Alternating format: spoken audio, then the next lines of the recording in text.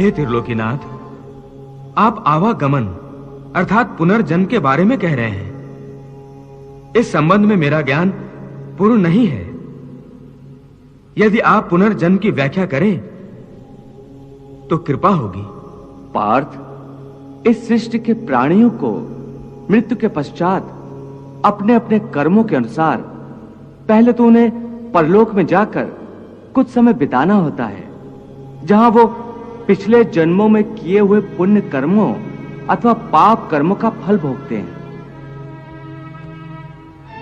फिर जब उनके पुण्यों और पापों के अनुसार सुख दुख को भोगने का हिसाब खत्म हो जाता है, तब वो इस मृत्युलोक में फिर से जन्म लेते हैं। इस मृत्युलोक को कर्मलोक भी कहा जाता है, क्योंकि इसी लोक में प्राणी को वो कर्म करने का अधिकार है जिससे उसकी प्रारब्ध बनती है। हे केशव, हमारी धरती को मृत्युलोक क्यों कहा जाता है? क्योंकि हे अर्जुन, केवल इसी धरती पर ही प्राणी जन्म और मृत्यु की पीड़ा सहते हैं। अर्थात दूसरे लोकों में प्राणी का जन्म अथवा मृत्यु नहीं होती?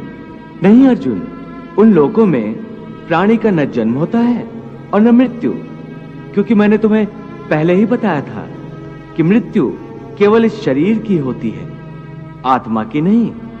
आत्मा तो न जन्म लेती है और न मरती है। तुमने तो यह भी कहा था कि आत्मा को सुख दुख भी नहीं होते, परंतु अभी कह रहे हो कि मृत्यु के पश्चात आत्मा को सुख भोगने के लिए स्वर्ग आदि में अथवा दुख भोगने के लिए नरक आदि में जाना पड़ता है।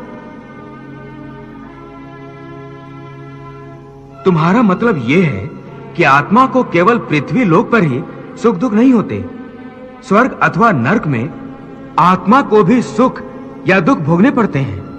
नहीं अर्जुन, आत्मा को कहीं किसी स्थान पर या किसी काल में भी सुख दुख छू नहीं सकते, क्योंकि आत्मा तो मुझ अविनाशी परमेश्वर का ही प्रकाश रूप है। हे अर्जुन, मैं माया के अधीन नहीं, बल्कि माया मेरे अधीन है, और सुख दुख तो माया की रचना है।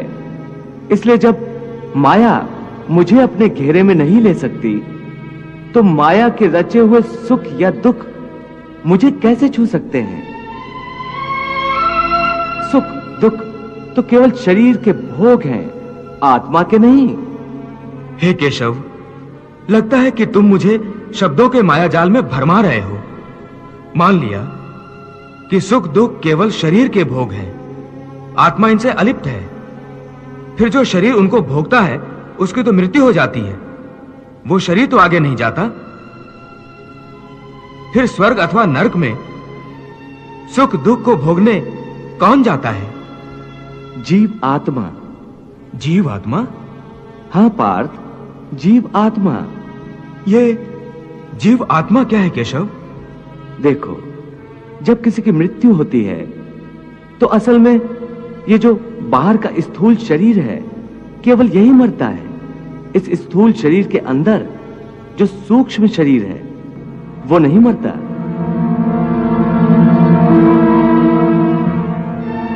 वो सूक्ष्म शरीर आत्मा के प्रकाश को अपने साथ लिए मृत्यु लोक से निकलकर दूसरे लोकों को चला जाता है।